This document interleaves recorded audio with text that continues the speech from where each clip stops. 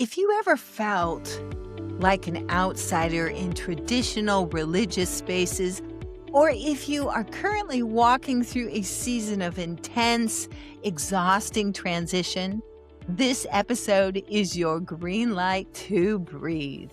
Today, my friend Bracy Wevers joins me to share how painful collapse from stress exhaustion in 2023 completely unraveled her old ways of thinking and birthed a stunning life of encounter. We are diving into the practicality of wonderful heavenly rooms where we paint alongside of Vincent van Gogh and experience a revelation of oneness with Jesus that changes our physical body. And if you are ready to stop performing, shake off the trauma of the past, and step into that whimsical, co-creating destiny that you were made for, stay tuned. You are about to be provoked to be a beautiful spiritual jealousy. I'll see you on the inside.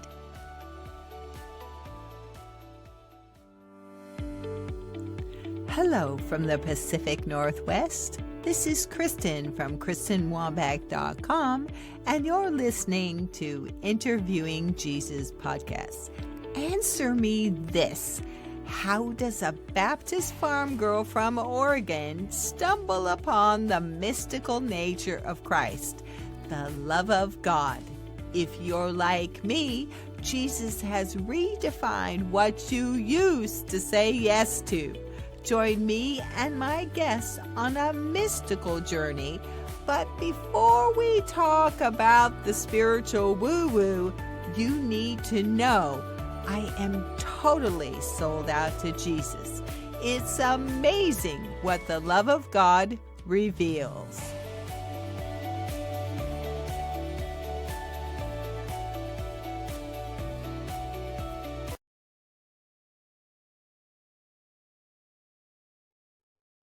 Hello and welcome back to Interviewing Jesus podcast, where we get access to the heart of Jesus for supernatural wisdom, and he completely rewrites our lives.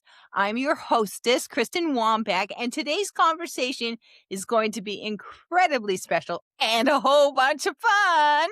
My guest today is someone I've had the joy of connecting with before. So this feels less like a formal interview and much more like pulling up our chairs and a deep, beautiful conversation between friends.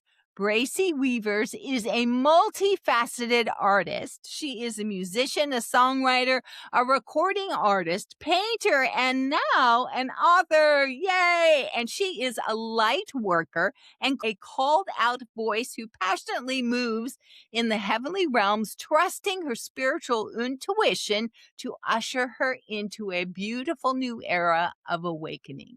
Oh, we have so much in common here. She just released her debut book, A Mystic's Journey, A Life of Encounter. This book is a compelling, heart-wrenching, and ultimately triumphant account of what happens when you move past standard religion and step into a lifestyle completely transformed by the real encounters with God, a living God.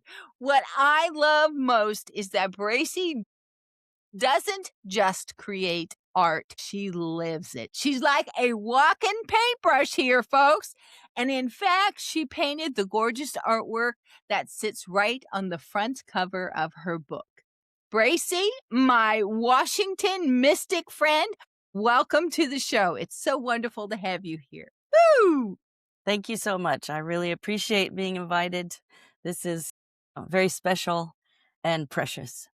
Before we deep dive into the water here, your story, I have to start with that beautiful and gorgeous cover. You were talking about it before we got to recording. As an artist who creates from a place of oneness with Holy Spirit, tell us about the moment you painted this cover. What were you and Jesus doing, seeing, experiencing, perceiving together? Well, that was a journey. Like everything's a journey.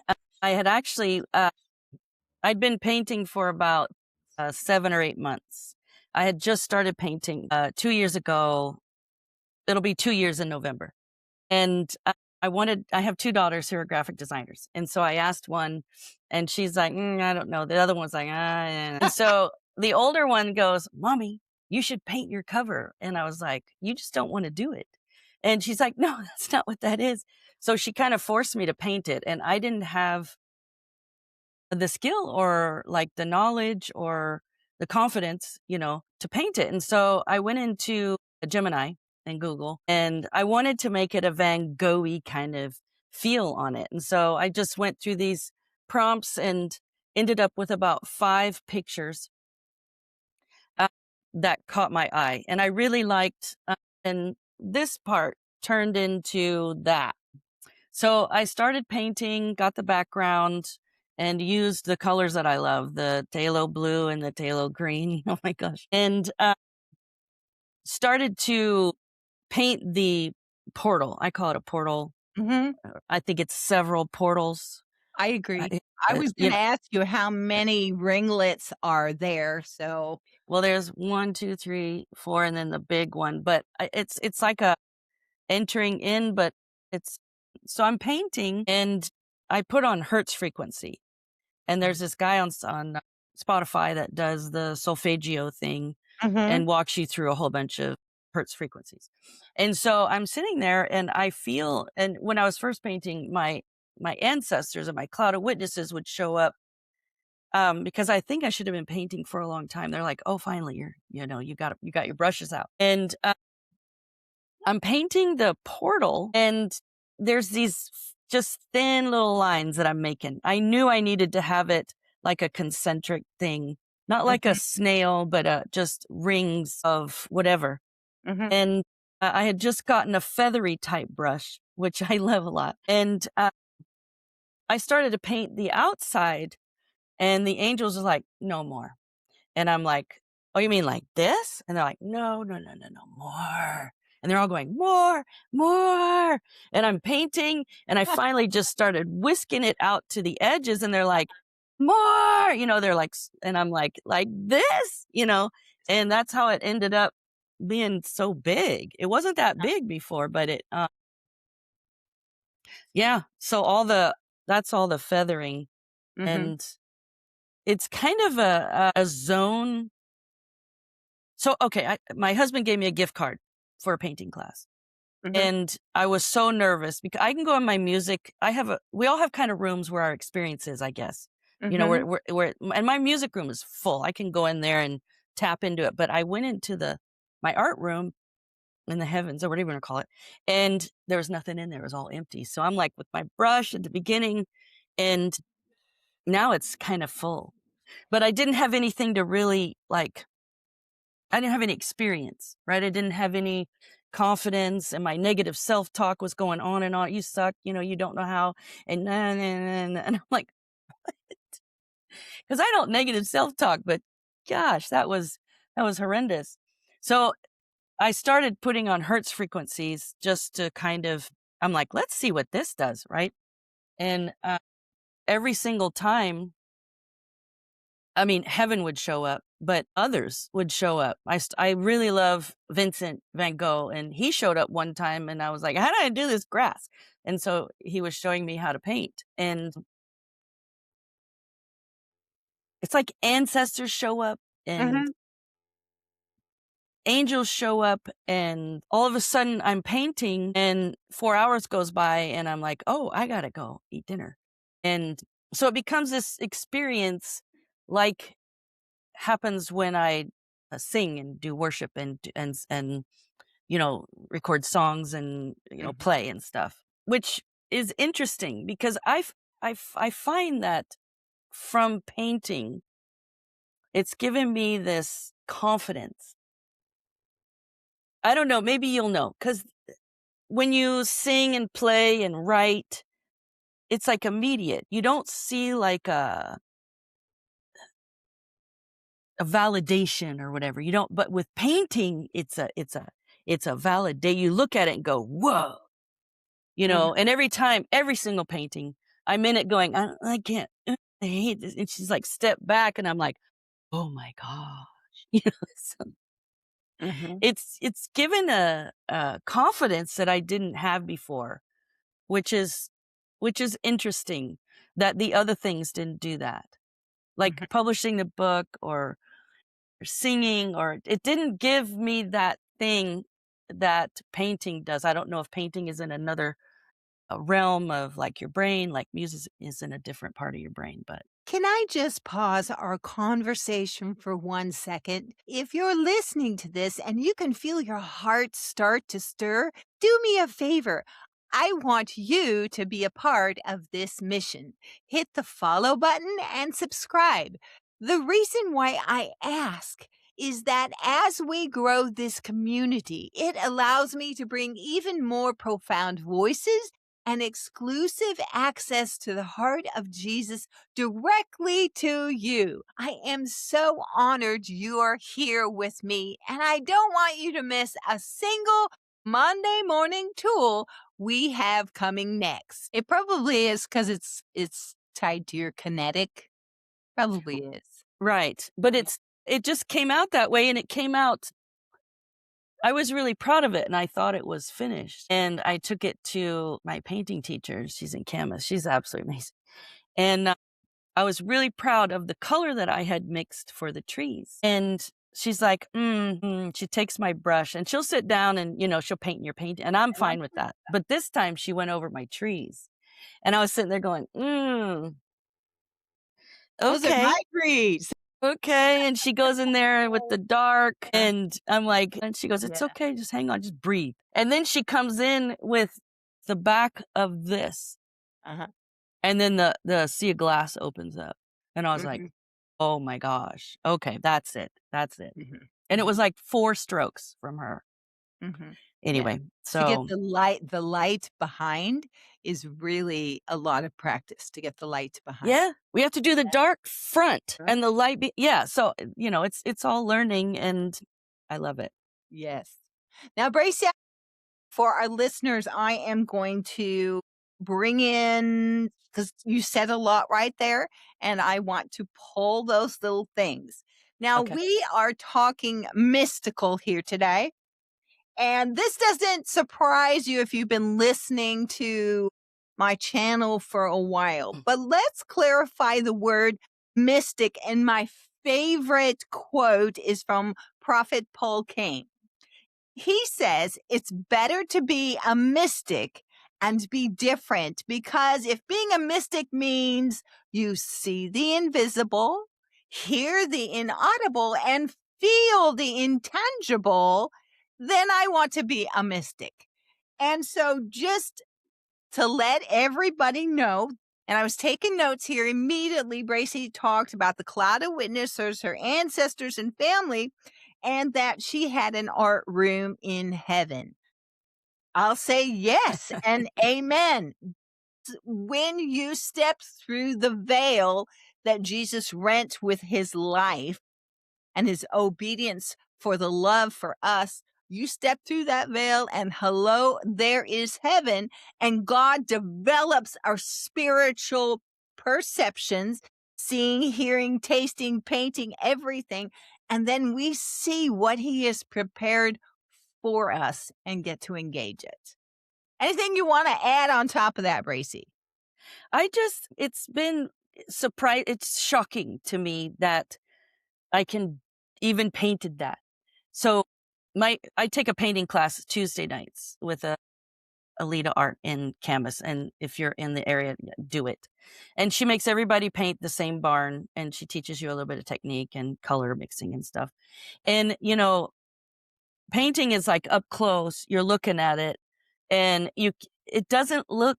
You're like, I don't know, but you step back, Mm-hmm. and something pops out. Like little tiny strokes become something like I think it's magic. Yeah.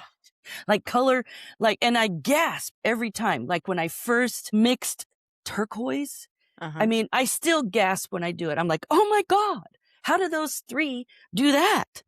And it was like, I painted one painting in one go. It's out in the hallway, and it's this beach scene, and it was supposed to be the cover for my second book. This is 3 canvases that I've gone through where the canvas went, mm-mm. So I'm painting it, and I get to, and I went, oh God, it's not it. She goes, no, that's not it.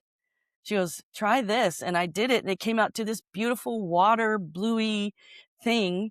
And I was, it's all like little lines. And then I stepped back and went, oh my goodness. Whoa. And I'm always like gasping that I don't, it's like a magical thing. I don't know. I can relate with what you're saying. Years ago, while I was preaching, I had an encounter and I walked into the at that time, it was the mantle room. But what was so interesting about the mantle room in heaven, it was full of eyes. It was full of all the eyes of the Lord, you know, looking to and fro. And so I actually painted that picture. I'd never done an Oh, eye. wow.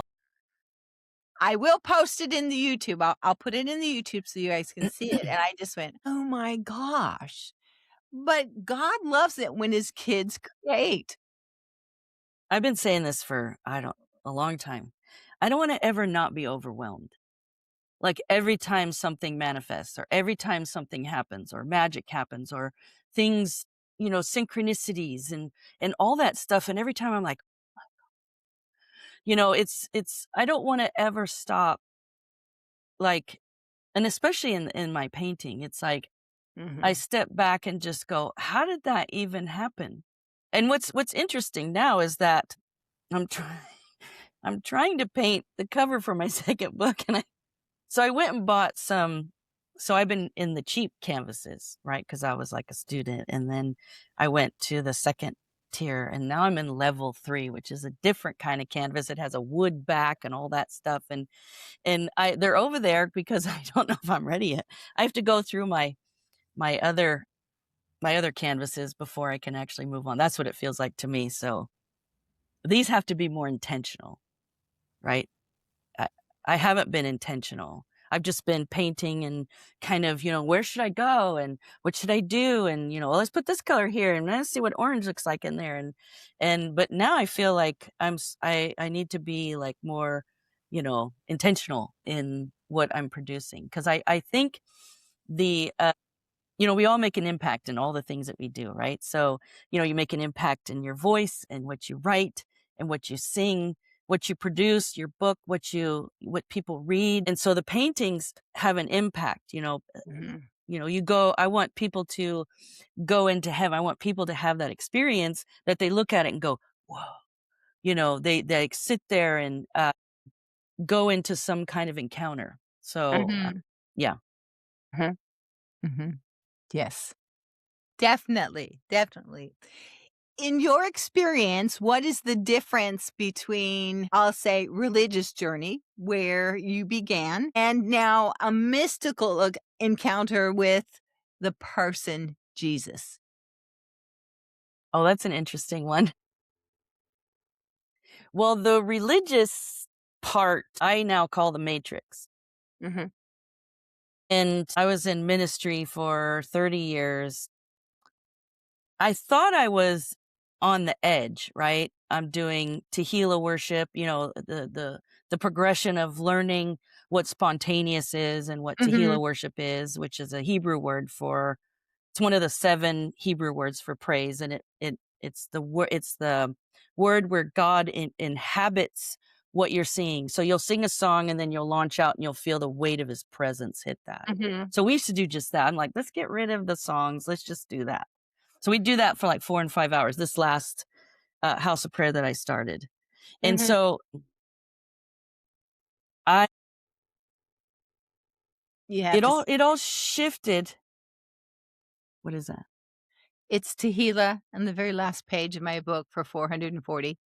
Nice. Yes. Specific. Yes. I love it. Ray Hughes says rhymes with tequila. There you go. Yeah. So And your difference, you noticed the difference. I mean, you were on the edge when you were serving in what we would call church ministry at that time. well, I was never really in. So I would go in. I would try to fit in. I'd try to be a good little fish and swim with everybody else. But something about me and who I am and how I created, they wouldn't let me do what I wanted to do, right? And so I started off in church, and immediately when I was in France, when I would say the awakening. I got saved when I was 16 and had the whole thing. And then when I turned like 40, I was in France and had this encounter, and was forced myself on the worship team because they were horrible. I mean, it was just awful. I went out and said, you guys need a female singer, and I'm it. And I went in my car and went, what are you? I didn't even know what worship was. I'd been in a Lutheran church. And so first time I sang, I went into this heavenly encounter and saw my timeline, and so I was and then started Unity in Christ with a friend. And that was all divinely, but it's also, for me, it's always been on the peripheral, right? I'm always on the peripheral doing what God is telling me to do while the matrix is kind of judging it. Well, you need a pastor. I'm like, that's not what God told me. That's not what he told all of us at the same time, and we came at different strands. So, yeah, thanks for sharing, And so it's been that way for probably 25, 30 years. So I've always tried to go in and be a good little fish, and swim with others and swim in the same way. But it's like, I went to Bible school and I just had questions, this isn't what, what I'm seeing anyway. And they didn't believe in deliverance. So I showed them my deliverance story, and I'm like, what do I do with this? So there was always kind of the iron thing, sharpening.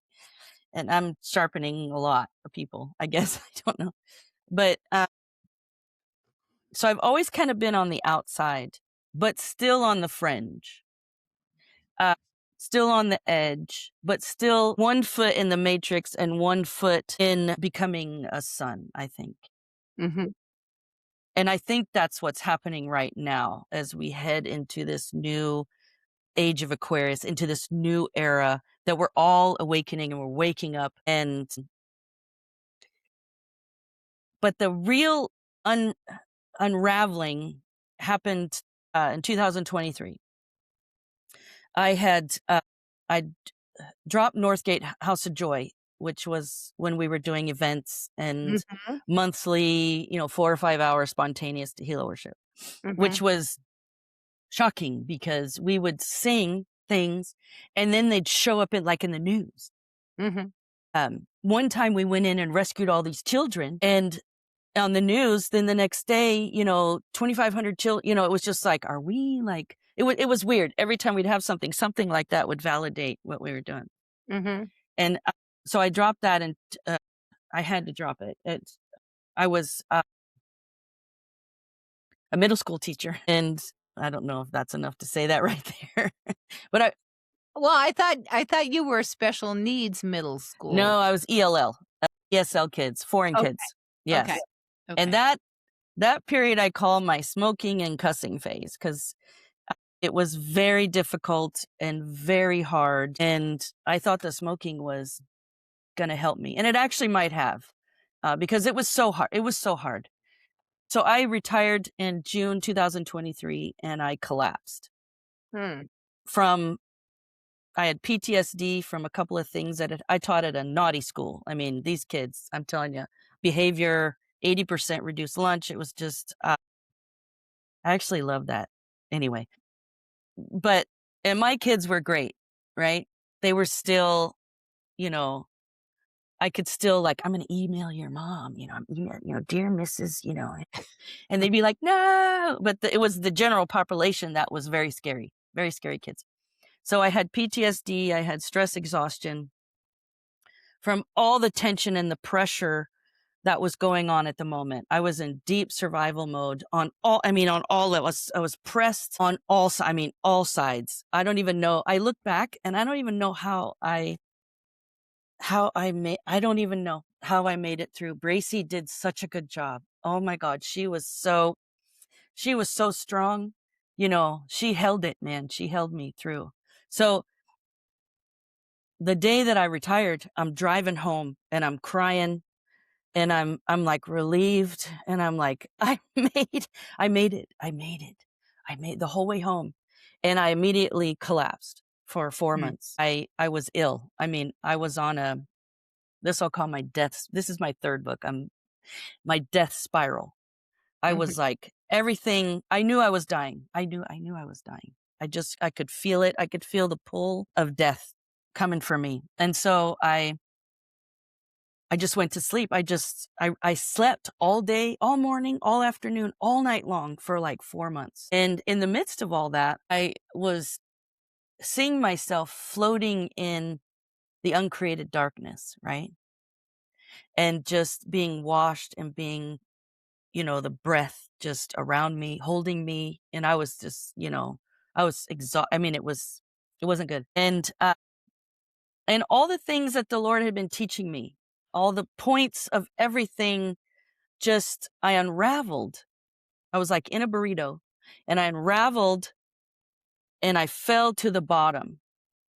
And I thought, and they all the points just kind of clicked together like snaps. It just went, and I was at the bottom going, whoa, wait a minute. Do I still believe in Jesus? And he goes, I'm right here. And I'm like, okay, we're good. We're good. We're good. Everything else has gone. Everything else was gone.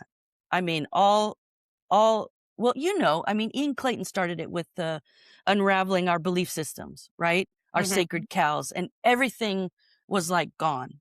And this was a period of like 18 months where I just concentrated on myself. I told everybody else no. I had like 3 friends. I was so isolated, but I had to be, because I had disconnected so much from my own self, from my own body, from my own whatever desires, whatever, that I couldn't even hear my body screaming. And so I started on this health journey, and it was one little thing after the other, and it lasted about 18 months, and I knew it was going to last 18 months, and then it ended 18 months, and I'm like,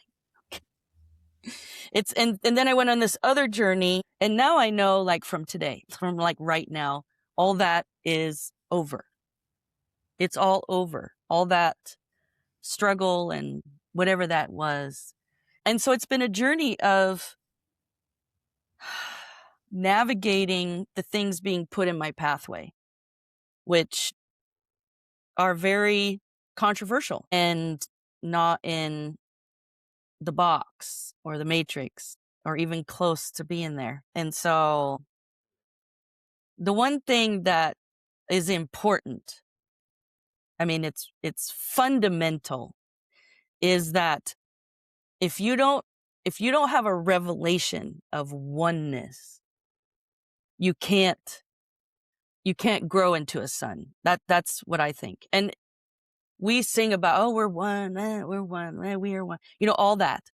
But it's a revelation from the spirit of wisdom and revelation that brings understanding, and then your body knows you are. So I started to understand I'm him. Like I stood up in my church, was called the Portal. It was a big house church. And I said, I'm him and he's me. And everyone went, what? And I'm like, yeah, I'm him and he is me. So, and then it was this whole journey, just, saying things and people going, what? So, and then getting into healer worship and people coming in and going, what are you doing? And I'm like, it doesn't matter. It doesn't matter. Just, it's okay. You don't have to stay. Because when God's telling you to do something, it doesn't make any sense. Like, who was it that sat on his left side naked? It was Isaiah for a year. I mean, I wasn't naked. Yeah, we can all get on our face and thank God that he hasn't asked us to do that. You know what I mean? Sometimes when the Lord that's why I think we have to stop like judging, right? We have to get into this loving community building, because everyone brings their fragment, their fractal of what is supposed to be built together, right? Like living stone, like everyone coming together. You do that. Well, let me see if I can help you, instead of, oh, that's demonic and you need to blah, blah, blah. There's a shifting that's happening, and we're here to build that. We chose to be here to build that. And I'm very excited that I chose this moment in time. to build that, and that I'm here and I made it. We made it. We did make it. Made it. I mean, now we get to frolic and be whimsical. Frolic and be whimsical. Yeah, because it's a surrender. It's a surrender to the flow. If once you know you're one, right? I mean, it shifts everything. It's it shifted everything for me. It was a knowing that I hadn't known before, and I'd been talking about oneness for a long time, right? So Mhm. it comes from inspiration, revelation, something being downloaded into you, renewing your mind. It actually came into my body. I felt it like inhabit my body and my heart, and then it was different after that. I couldn't go back to the other side of not knowing that. Mhm. That's why when people sing about how come here, I'm like, we're here. Mhm. We can't sing the things that we did before because they just don't they don't resonate anymore. The frequency has shifted. And so the divide well, it's already, I think it already happened, but there's a divide and the old systems are crumbling. Anyway, I'm getting off topic. When you originally described your portal and all the different rings and how the feathery paintbrush pulled, because those paintbrushes, they actually are moving the medium of the paint with its natural hair bristles. So you were pulling the paint, pulling the manifestation. But what it reminded me of from the original Jurassic Park movie where the T-Rex went like boom on the ground, and then all of a sudden you saw the different rings, The ripples. and that's what it reminded me of, is sound moving out. Right. Yeah. Yeah. It is definitely a frequency thing, which is my kind of, that's been my obsession for, I don't know, 25 years is Uh-huh. frequency. And now we're actually learning, through quantum and all that, the science of it. Because I Mhm. always used to say, science is going to prove there's a creator. Science is going to prove Mhm. it. And it actually is. And it was hidden from us. I was watching the Oppenheimer movie because I love Cillian Murphy. Well, I like that movie anyway. And they were talking about quantum and Mhm. how that was the Jew math, right? And they had put the Jews over to the side, and that was their way of doing math, but we were doing math in a different way. And I just thought they hid that from us because I was never taught quantum. My husband, who's French, he was never taught quantum like ever. And so David Van Koovering kind of opened all that for us, right? He just kind of opened it, and then he hooked up with Ian and all those guys, and it was, and they're taking frequency out of oxygen and putting it into music, and so the frequency. Well, I guess that would be cool is if people actually look at it and counter it, that they're feeling that frequency. Mhm. I had a Yeah. lady. I just published my book, and I'm in a creative space with Justin and Ginny John, and that's how I found my publisher. Mhm. And they do Zooms every month or 6 weeks or something. And I put my book in there, and this lady contacted me in Facebook Messenger and said, "You don't know me, but I had a dream about you." And I'm like, "Okay, what was your dream?" She goes, "I saw your full name written out." And I'm like, "Oh, that's interesting." She goes, "That's it." And she goes, "I have to have your painting." And I'm like, "Okay." So I didn't know you could sell your paintings. And so she goes, I'm like, "I can never, you'd have to give me $25,000 for me to sell this painting. I'll give you a print, but I'll print you a print off." And so I went and had it scanned, and she bought a print, and she was like, with in the first weeks of doing that, she was like, "This is so important for you. This is so important. I'm going to hang it in my house." And I just found that astounding. When things out of your sphere of what you are looking for, the validation or whatever that is, right, comes, and it's it just I, it's not over. It's just hits me in my chest every time. Like, and maybe it's like yeah, okay, this is the pathway, right? You give up so many things. I gave up so many things, drop so many things, so many people, right? So many things. And but you have to drop them for other things to open up, right? You have to make space for what's coming. And I think that's what the what do I call it? My death spiral was shedding all the things that couldn't go forward with me. And so, and what was interesting is you contacted me like immediately. You're like, "Oh, you need to talk about your book." And so, and then I'd hurt my back, like in the middle of all that. Like I had 2 herniated discs from making my bed. It's the BLT, so bend, lift, and twist. So I went to make my bed and I threw my cover and and my discs went, and that was a journey. And so when my book came out, I had all these plans for my book. I was going to do a launch, I was going to do a party, I was going to do all this stuff. But I'm laying in my bed on TikTok going, "This is not what I thought." And then I thought, God can do it, even if you're, in a wheelchair, even if you're on your bed, laying down, you can't even, and then all this creativity came out. I launched my first TikTok video. I launched my YouTube channel. Maybe we should all just lie down. Maybe we should all just lie down and rest, because all that stuff just came flooding out of me. But I didn't have anywhere to go. So we all should just be lying down and resting, I guess. Rest is very important. Yeah. And that was the forced rest. I mean, that was definitely, I couldn't sit down for 4 months. I could only stand and lie down. So my husband is driving me to the chiropractor. I'm laying down in the back because I can't sit.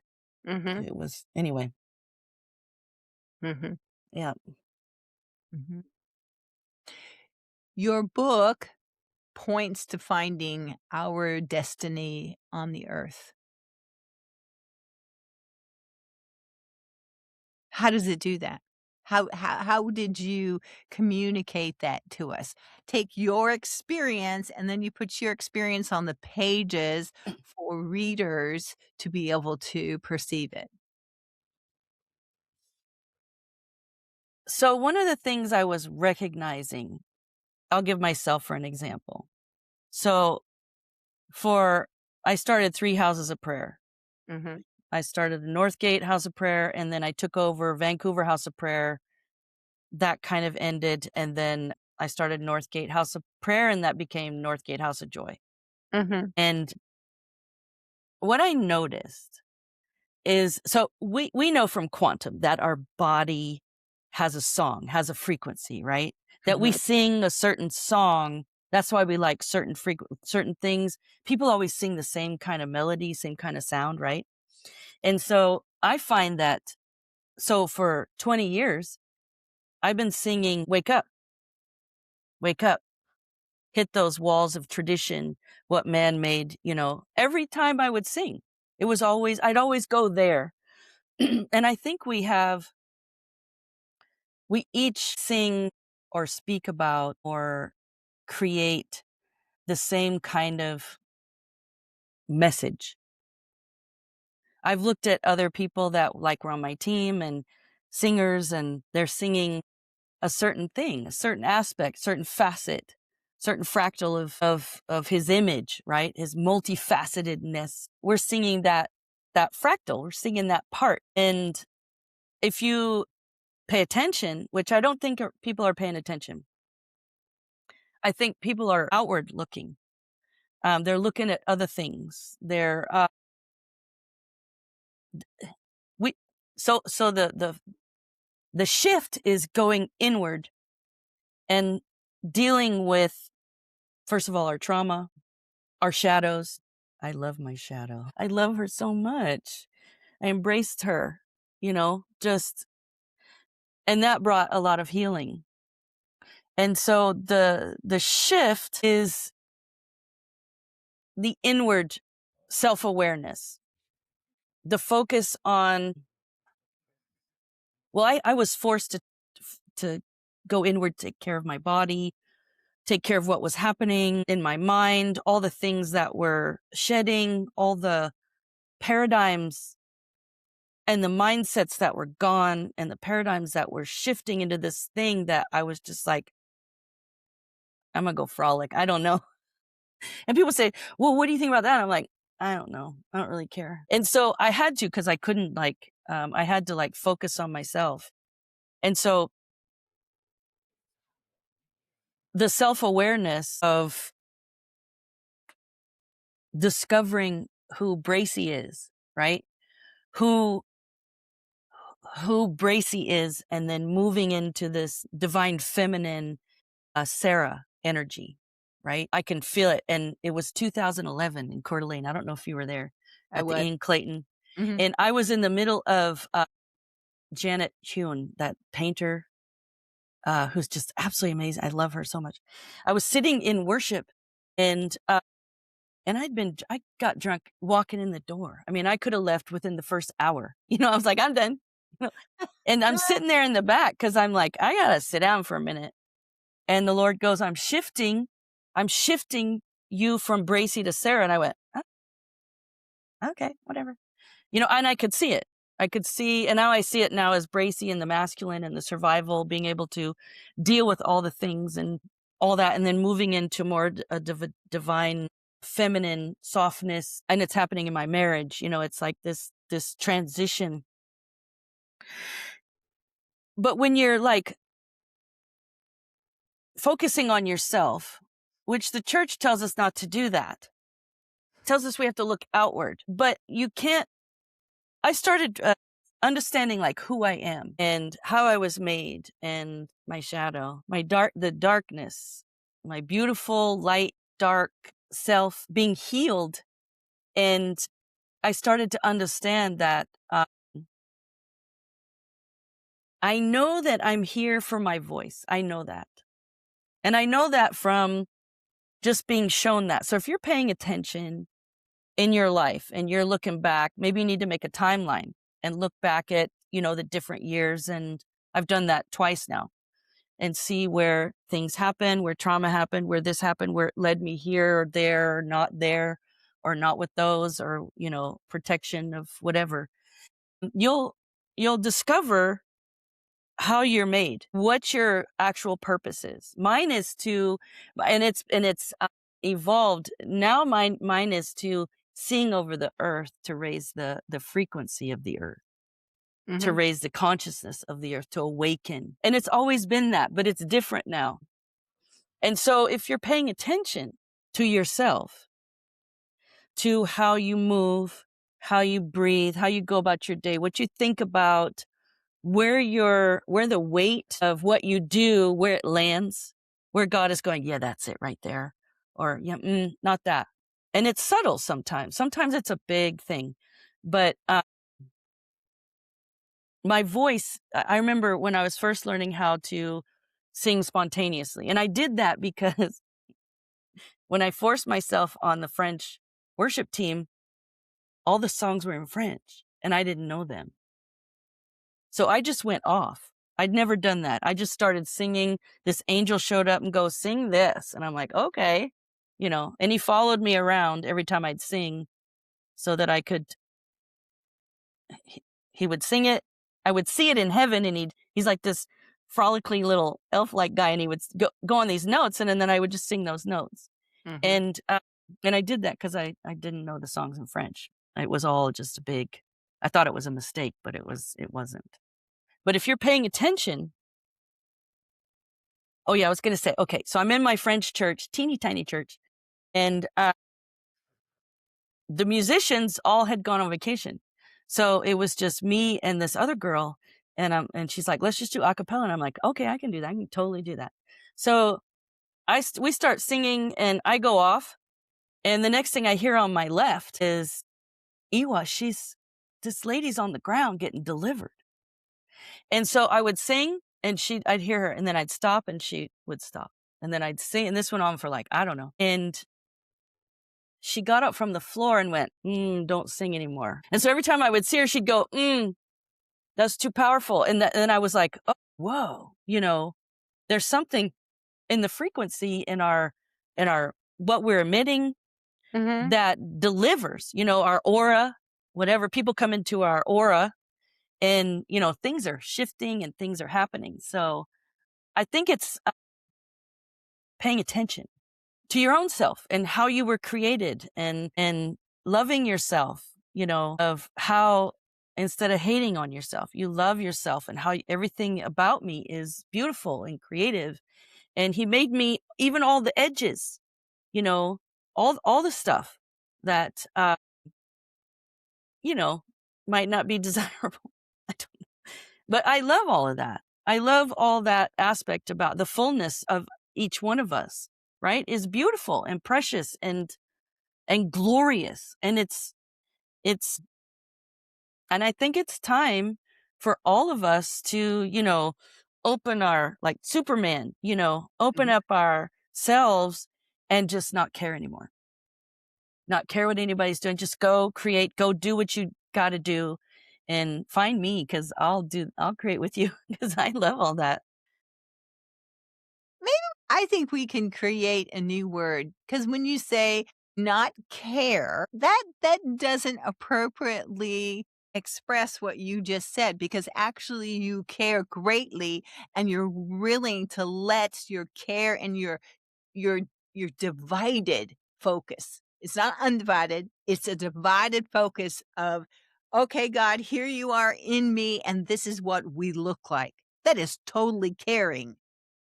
Yeah, I care a lot. I've tried really hard not to care, but caring in a weird way, in an ego-driven way, caring, letting people be who they are, and I'm being taken into all these interesting circles. I am in so many creative, out there circles that it's just interesting. It's new agey. It's other weird, you know, stargates and Pleiades and groups. And I, just being in, because I love sound baths. I love spa treatments. I mean, that is like, Okay. if you ever want to like befriend me, it's like, give me a massage or something. But, it's like, I just love all that. I love spa. I love anything, water, you know. And so anytime there's a sound bath, I try to go. And, it ends up being all these really, really interesting people. And I find that in the matrix, in the church, everyone is so judgy. Like I went to an ecstatic dance in Portland and there was probably 150, no, about 80 people in there. It was a huge room and they're all like hippies, and we're all dressed, to dance. And it's 90 minutes of this person putting together a playlist and they do a circle time and tell you, don't go up to people if they don't want you to, kind of giving, don't touch them, don't get in their face. And if they want to, that's fine. And dancing. And if you have a revelation, there's a bell to ring and you write everything down and then there's a circle time, but nobody's judging in there. Nobody. Like it was so loving and free. And I'm like, why can't we do that? We're supposed to be dancing. I want to create a dance church, like Dance Like David Church, and because now people are starting to create house music and techno music that are Christian, and it's coming. The dance trance, yeah, The dance trance. yeah. I've been wanting to do that for a long time. Mm. Just as not just exercise, because I think we're getting fat just sitting there listening to somebody, but and fat spiritually, where do you use all that? But it's also somatic, somatic exercises and movements that your body needs to release the trauma from your lifetime, right? It's that movement, it's the shaking it off, and it's actual shaking. It's not just, let's just shake it a little bit. No, it's actually shaking your body to shake off the trauma, the stuff, the whatever it is. That I think we all just need to dance. We all need to like start dancing and be whimsical. That's what I'm talking about. Fun, and get together and eat and, and dance, and nobody talking. Nobody talking. But here I am talking. So That's why we're here. that's why we're here. That's why we're here to hear, listen. In your book,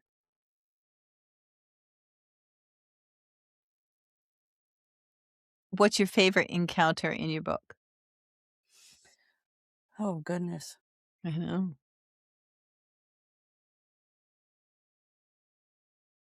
So I put my book together. I started in 2019, and all this stuff was very private. Mhm. And I wasn't sure I wanted anybody to know about it. So the first part is like from when I'm 15, 16, and God just showing me. I mean, I can look back now and I know what it is, right? Mhm. And then the second part is more like advanced, I guess. And my husband was the one that said there's two parts to this, because I'm like, I got to have this guy read this because he doesn't know any of this. Yes. And then, I handed it to him and I'm like, I think you need to read this before I like publish it. Uh-huh. Because, and then I had my girls read it because I didn't really share, right? It wasn't safe or whatever. And so the favorite one is when I was at the Portal. The Portal was this beautiful house church that turned into this big. I'd been there a couple times. Yeah. I mean, it was just a water hole. All the river swimmers, all the Mm. people in their little caves, all the mystics, all the, came, and there was just this free flow stuff, right? Mhm. And then it started getting, people started coming in and no, you have to blah, blah, blah. And then, the leaders were like, maybe we should blah, blah, blah. And I'm like, no, don't blah, blah, blah, so trying to put structure on it, trying to put a grid on something that's free and open and special. And so worship was going on, and it was all these big couches, right? And chairs. And so I was Mhm. sitting on the other side of the room in this big, big, comfy chair. And I get pulled into the chair and I can feel myself, I'm already there, and I'm on my horse, wisdom, and Jesus is in front of me and we're riding, man. We are riding. I'm like, where are we going? We're riding. We stop, and the door to my past appears, and he goes, we're just going to shut that. Don't open it, And so we're riding. So then, and what's weird is that when the room is exploding, I mean, people were like dancing and laughing and rolling on the floor. I mean, it was crazy. And I'm in the chair, and then people start to think that something's happening, like you need prayer or you need something. And so they come up and they start wanting to touch you and stuff. And I'm in this encounter, and I Mhm. can't tell you to leave me alone, right? And then this one girl, after a while, and one person came up in my face and I was just like, and I was like gone. I wasn't even there. And this one girl, she came and she sat down. She saw what was happening. She sat down. She grabbed my hand. She comes in my vision. And I was like, whoa, how did that happen? What? Mhm. And her horse appears, and I throw her on her horse, and I'm like, let's ride. And so we start riding, and it was just crazy because there's all this stuff going on, and we're in here riding with Jesus. I don't even really know what we were doing. And then this other guy came and sat, and he was like touching my feet, and he didn't know how to ride, but he wanted to. So he comes in my vision, another person, and I throw him on his horse and he falls off. He goes, I don't know how. And I said, so I throw him on, I strap him, I strap him on, and I'm like, just follow, just let it go, man. Surrender. Just open your, surrender to the flow, right? I have to paint that, surrender to the flow. And we just rode, and it was like we were on like ground that had like rock caves and stuff, and then all of a sudden we're in space and we are going, and there's stars and light traveling, and we're just, I don't even know. And then I don't know how we came out of it, but it was the first time that someone had joined me inside my, I don't know if you call it a dream, vision, whatever. Yeah. And that was really special. And then afterwards, when we kind of came to, I guess, I can't remember her name. I looked at her and she's like, whoa, what? And I'm like, that's right. That's right. Yeah. Well, what? So, and I think a lot of people aren't open to that. Because my husband, he has a hard time because he's like, I don't do that. I don't have those kind of things. I'm like, well, how do you like to be? How does God talk? God talks to me the way he talks to me, but he's not going to talk to him like he talks to me to you, because you like spreadsheets and you like it all structured, and that's how he's going to come. He's going to come with your spreadsheet. He's going to come with how you like it, all detailed and, structured. And so I don't know. That's a question for me, is it something that you grow into?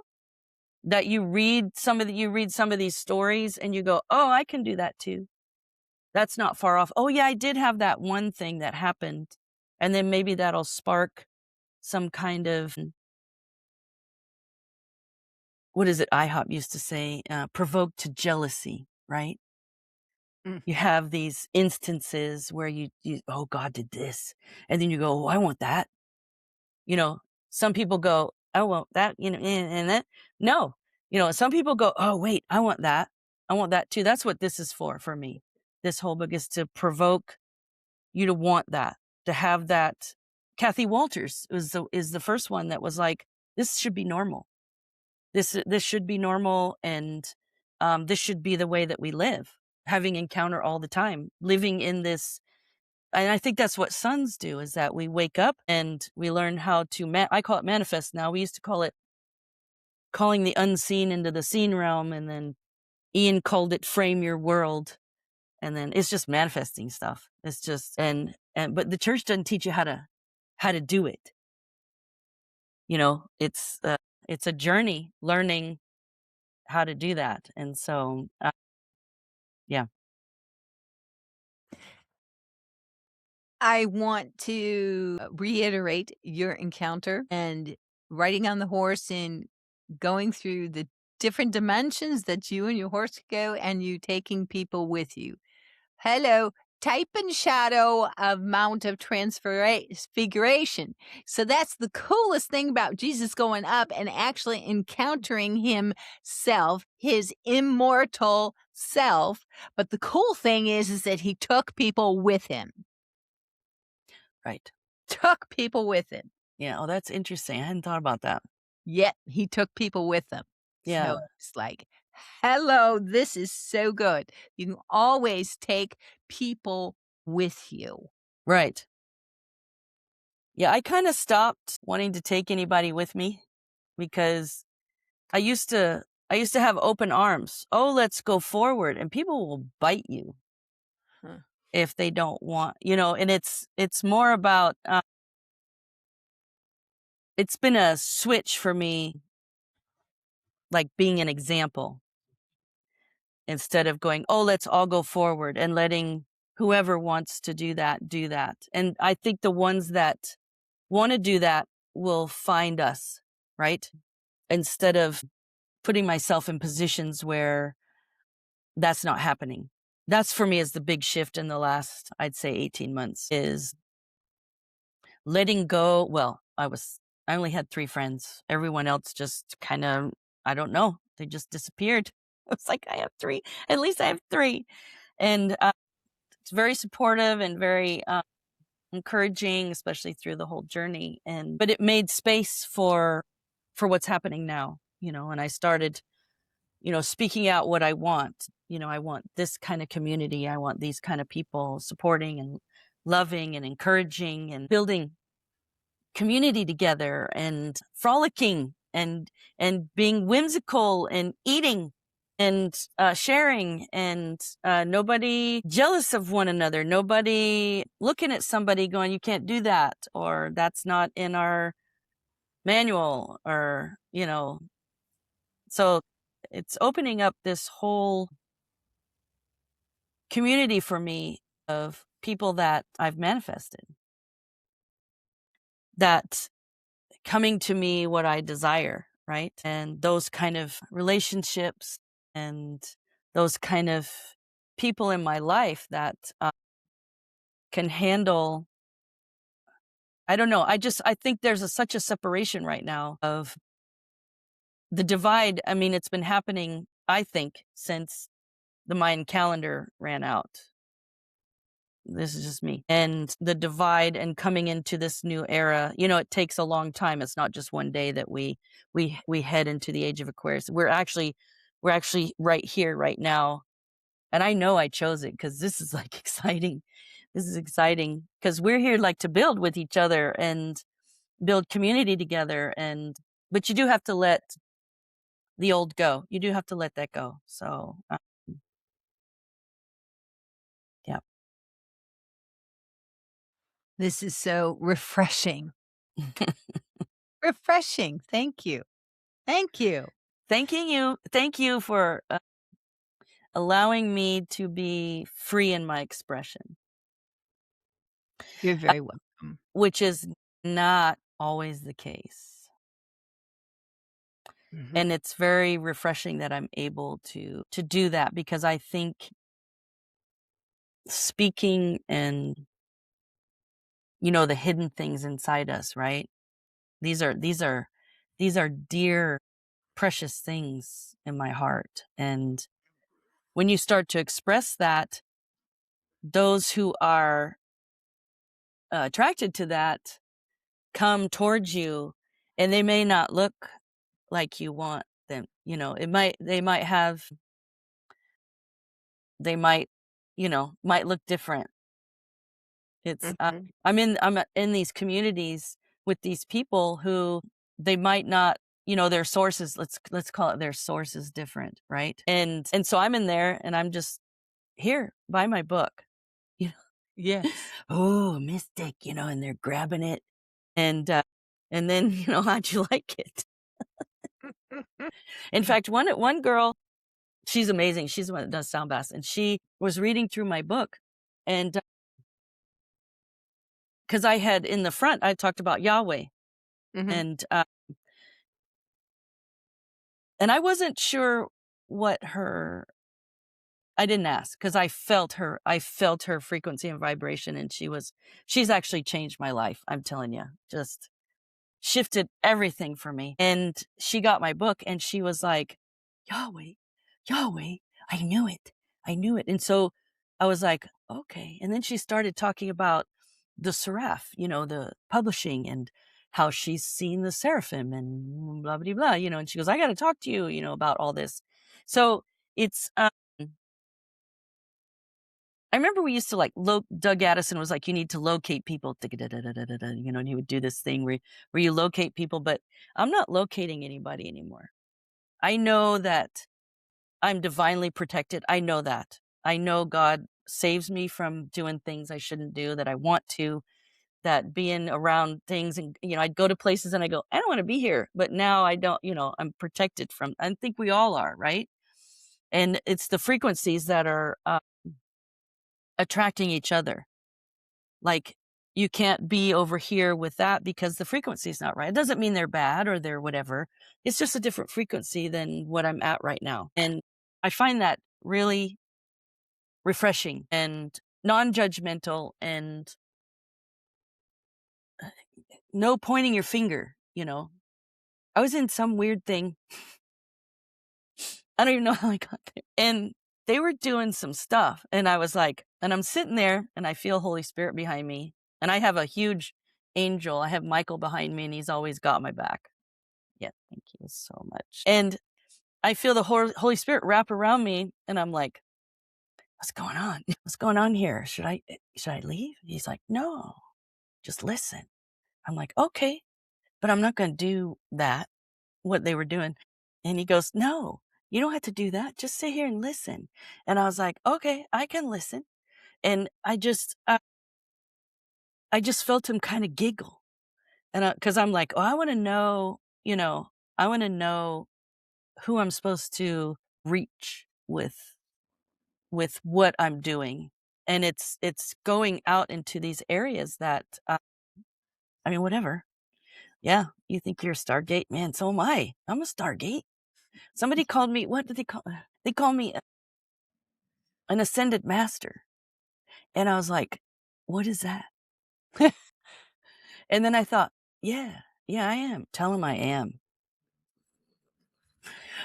I don't even know what that is, but yes, definitely. So anytime anyone's saying something, I'm like, yes, I am.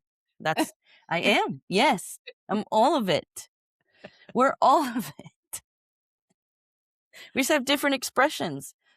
Anyway, it's been interesting and been fun, and it's been such a powerful thing for me to feel this freedom of surrendering to the flow instead of reacting to things and looking at things differently. Like something happens and I'll look at it and go, huh, all right, I guess we're going to do that, and okay, what does that mean? And what am I supposed to learn? What's the key? And, looking at it differently, and it's like changed my life. It's instead of reacting and going into survival, Sarah's taking over. Sarah's like, you got this, girl. You got it. Just chill. Lay down for a minute. Lay down, create something. Go paint. Go Yeah.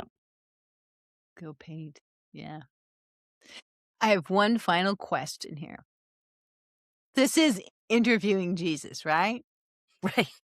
Exactly. If you could ask Jesus one question, so he's sitting right here with us, in you, in me, with us, about this new era we're walking into, what would it be? And what would he whisper back to you right now?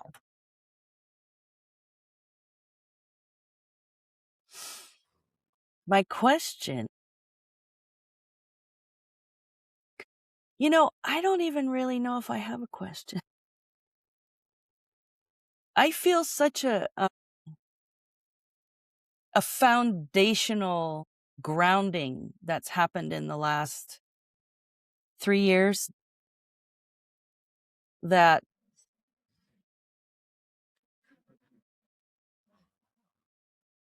I don't know if I have a question, because I'm so engaged in the now and the mindfulness and I'm so surrendered, released to the flow, trusting his guidance, trusting his leadership. I don't know. That's an interesting question, because I don't know. Like, what's next? Maybe that's what's next. I feel like I've done all these things that I thought it would take me to the end of my lifetime, but they happened in 2020, the end of in the fall 2025. They all came out, and I was like, okay, what's next? And he's like excitement. And I feel like all of us are headed into this ease of ways of doing things. Things are starting to synchronize. I'm starting to notice a heavy synchronization of my desires. like not even thinking it. Oh, there's that part. Oh, there's that. Oh, wait, what? Oh, those colors came, I mean, just, and I think, okay. In my book club, we're doing Think and Grow Rich Mhm. by, what's her name? Pam Grout. And Oh, it's think and grow rich not instead of think, it's think. being Okay. thankful and grateful. And it's Yeah. shifted everything. Yeah. And so I have this thing on the side of my bed that says something amazing, exciting, and something surprising, amazing, and amazingly awesome is headed my way today. And it Mhm. makes everything be magical. And so I think my question is, what's next? Mhm. What, but not what's next. It's like, what's next? There you go. But like, what do we get to do? Mhm. I think we're already co-creating. Absolutely. We've been in it. Well, we're learning, right? Because Mhm. it's like we landed on Mars and went, I don't know what to do, all of us. And we're like, well, let's start over here and let's take care of that pile right there, you know? Mhm. And so as we get more experience in co-creating, and we've been doing that for a while, you know, those of us who are like in training or you want to call it, in school. And I feel like you graduated. Um, Yeah, but we always graduate and end up going as a rookie in kindergarten. Again, it's just never ending. I You don't know, know. I you feel this time's different. is it? Yeah, it's such a different thing. And I don't know. I think every person's different, Mhm. right? Where you're at, but it's a it's a magical time. I think I think rewards are coming. I think as we awaken and step into who we're created to be, who Mhm. we're created to become, right? The becoming is that all that starts to sync and align, and then everything opens up in front, right? Mhm. All the distractions go, it starts to, and then you can just Mhm. frolic and skip down the yellow brick road or whatever, it's, and in fact, when I left France and one of the last worship nights that we did, this was like in 2005, and I was crying because I was leaving. I hated going there and I didn't want to be there. And then I'm crying leaving because it was so amazing. And the Lord goes, the latter will be greater. And I'm like, yeah, sure. I don't know. I don't think so. I mean, I don't see it, and it's true. The latter Mhm. that's coming is greater. It's like, ooh, it's like it's coming and it's greater. And we're going to build that. That's why we're here. We chose it and we're going to build it. And that's why we connect, right? Mhm. That's Mhm. why when you go, oh, wow, I love what you do. And you're so blah, blah, blah, and encouraging and refreshing, all that stuff. And then, you know, you don't just go away and not, continue that. I think this is really profound today for me with you, uh, especially today for all kinds of reasons. But I think we make an arc. I won't argue with you. And timing is always perfect, right? Mhm. I love divine timing, because if you just wait for it, it shows up and you go, oh, that was perfect. So I'm going to leave us a statement because when you were talking, because I see things and I know Yes, you do. you're a teacher. And so when you were saying, well, I don't really have a question. I saw that being written out. I don't really have a question, but the profound part is let's end. Because I think we get caught in the structure or the grammar of like, it's a question mark. Oh, it's a question.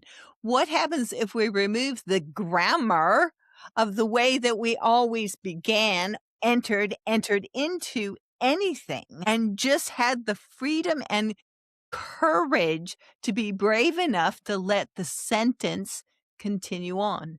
Right. That's what I feel like. I feel like the I used to well, I think that was the time we were in, right?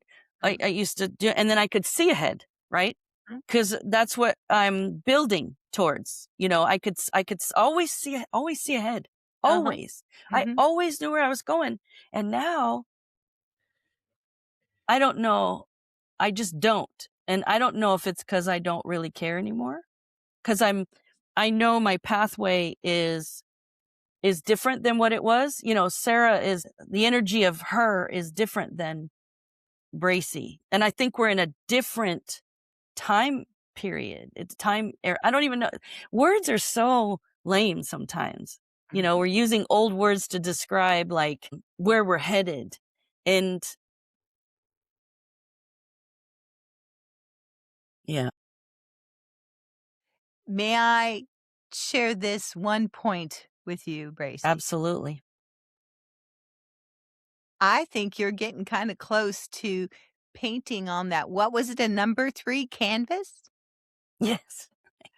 I think that there's something to that. I think 'Cause there is too. yeah, because I There, know this yeah. canvases are much more expensive, so you start Yes. with how much value is already there. Right. Yeah. That's where you start, and you have the encouragement, and God has been building up in you that you know the colors, you know the strokes, you know how to communicate onto that level of value. Yeah. I think you're exactly right. It's they're a little intimidating, but not really. A little bit. I'm and I'm getting kind of weirded out with each of the canvases saying, I'm going, I want to paint this. And they're like, no, you don't.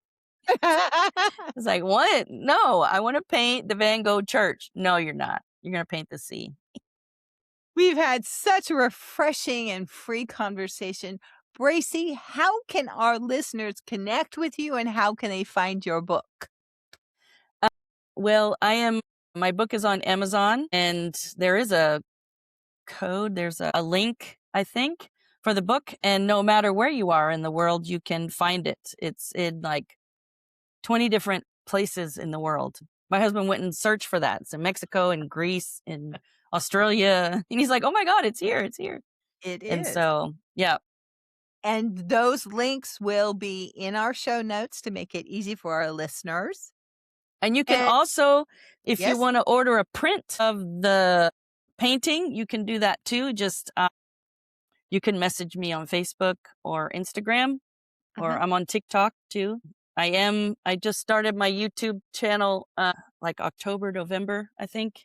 uh-huh. So there's some music videos up that are from the CD that I recorded in 2012. And I do have 500 of those left. So There you go. yeah. Yeah. So TikTok, Instagram, Facebook, Mm. YouTube, all of that. I will have all those links. That's perfect. Yeah. Yep. And I I'm know pretty where to responsive. find you.